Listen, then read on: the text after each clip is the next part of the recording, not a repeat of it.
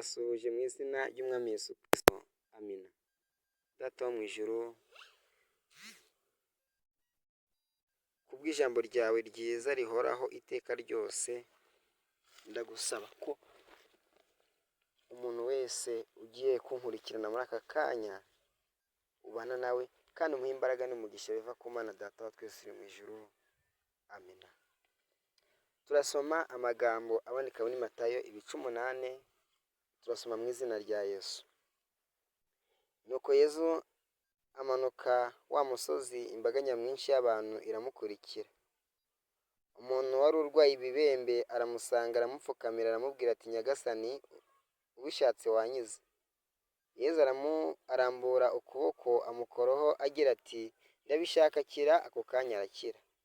Yesu aramubwira ati, uramenye ntugire uwibwira, icyakora ujye kwiyereka umutambyi maze utange ituro Musa yategetse, bibabere icyemezo cy'uko wakize. Yesu ageze i Kafarinawomu, umukapiteni w'umunyaroma aramusanga, aramwinginga ati, Nyagasani, nasize umugaragu wanjye imuhira aryamye, yaramugaye kandi araribwa bikabije.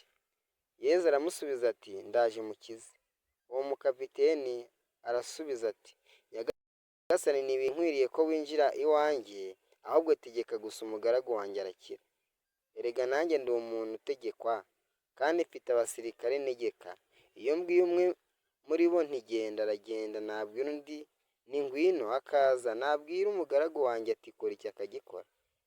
Yesu abyumvise aratangara, maze abwira abari bamukurikiye ati, ndababwira nkomeje ko no mu Bisirayeli ntigeze mbona ufite kwizera kugeze aha. Kandi reka babwire, benshi bazaturuka iburasirazuba n'iburengerazuba, basangirire na Aburahamu na Isaki na Yakobo mu bwami bw'ijuru. Naho abari babugenewe bajugunywe hanze mu mwijima, aho bazaririra kandi bakayikinyira amenyo. Yesu abwira umukapiteni ati, genda, bikubere nk'uko wizeye. Uwo mwanya umugaragu we arakira. Yesu ageze kwa Petero asanga nyirabukwe wa Petero aryamye ahinda umuriro. Nuko Yesu amukora ku kuboko, umuriro urazima, arabyuka aramuzimanira. Bugorobye bamuzanira abantu benshi bahanzweho, maze abameneshamo ingabo za Satani azikabukiye gusa, kandi abandi barwayi bose arabakiza. Kwari ukugira ngo bibe nk'uko byavuzwe n'umuhanuzi Ezayi ngo, ubwe yishyizeho ubumuga bwacu, yigerekaho n'indwara zacu. Yesu abonye ko akikijwe n'imbaga y'abantu, ategeka abigishwa be kwambuka bagafata hakurya. Nuko umwigisha amategeko aramwegera, aramubwira ati, Mwigisha, nzagukurikira aho uzajya hose. Yesu aramubwira ati, za nyiramahari zigira amasiga zibamo, n'inyoni zigira ibyari, nyamara umwana w'umuntu ntagira aho aruhukira. Undi mu bigishwa be aramubwira ati, Nyagasani, reka mbanze njye gushyingura data. Yesu aramubwira ati, nkurikira, ureke abapfu bahamba abapfu babo. Nuko yurira mu bwato, abigishwa be bajyana nawe. Nibwo haje inkubi y'umuyaga mu kiyaga kugeza ubwo ubwato bwari bugiye kurengerwa n'amazi. Ubwo Yesu yari asinziriye. Baramwegera baramukangura, baramubwira bati, Nyagasani, dutabare, turashize. Arababwira ati, ni iki kibateye ubwoba, yemwe afite kwizera gukemwe? Aherako arahaguruka, acyaha imiyaga n'ikiyaga, maze haba ituze ryinshi. Abigishwa barumirwa, baravuga bati, uyu ni umuntu ki utegeka imiyaga n'ikiyaga kikamwumvira? Yesu afata hakurya mu ntara y'Abanyagadara. Abantu babiri bahanzweho bavumbuka mu irimbi, baza bamusanga. Bari bateye ubwoba ku buryo nta muntu wari ukinyura iyo nzira. Bamubonye bavuza induru bati, uradushakaho iki, mwana w'Imana? Mbese uzanywe hano no kutwica urubozo igihe cyacu kitaragera? Hafi aho hari umugana w'ingurube nyinshi zarishaga. Izo ngabo za Satani zinginga Yezu ziti, niba utumenesheje twohereze muri ziriya ngurube.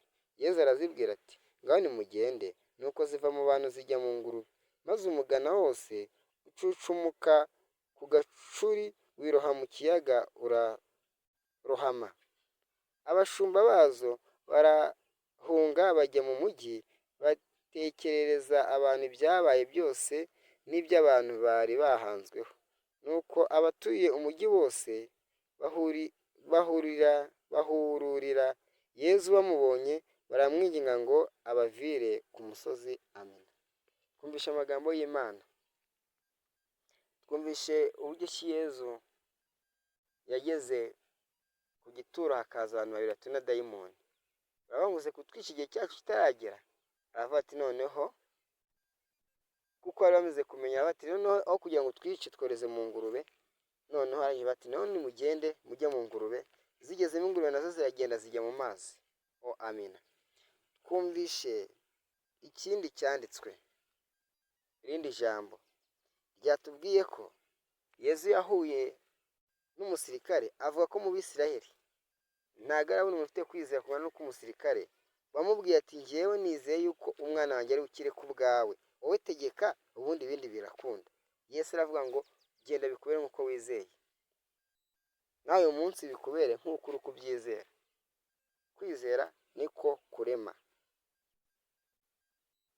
Si ibyo gusa, Yesu yageze kwa Petero asanga nyirabukwe yarwaye ubuganga.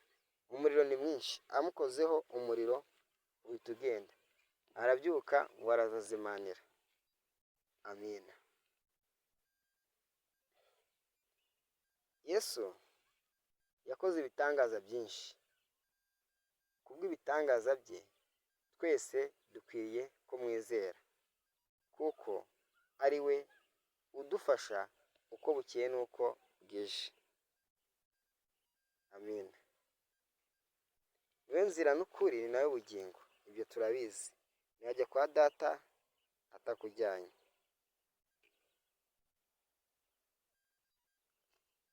Yesu kwirukana abadayimoni yarategekaga, yaratokeshaga, agakanga bagahita bagenda. Haleluya. Uko niko Yesu yagiye akora. Uyu munsi iyo ategetse, ibyari bitameze neza ku buzima bwawe bihita bimera neza.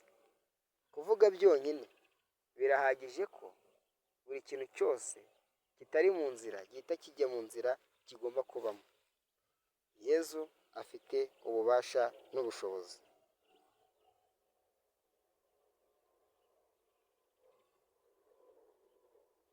Ariko gukurikira Yesu ngo ntibyoroshye. Arangije arababwira ngo ingunzu n'imihari bifite aho biri, burambike umusaya bifite aho biba, ariko umwana w'umuntu ntagira aho kuruhukira. Uwo ngabo baratinya. Undi mu bigishwa bati, ariko rero nakaye mbanza kujya guhamba abo mu rugo. Ati oya, bareke bahamba abapfu babo, wowe nkurikira. Iyo Yesu aguhamagaye, nubwo naho kurambika umusaya agira, ariko iyo aguhamagaye aba yaguhamagaye. Ariko iyo umusanze ataguhamagaye, ni hahandi ntushobora gushika kuri Kristo. Ageze mu nyanja, imiyaga iba myinshi. Imaze kuba myinshi, arategeka. Agitegeka, ya miyaga yose irahosha, iratuza, n'inyanja iratuza, ikiyaga kiratuza. Haba ituze ryinshi. Bavuga ngo mbega uyu muntu ni muntu ki? Umuyaga uramwumvira, ikiyaga kikamwumvira. Ubutware bwa Yesu yagaragaje burakomeye. Mwakire neza amagambo y'Imana.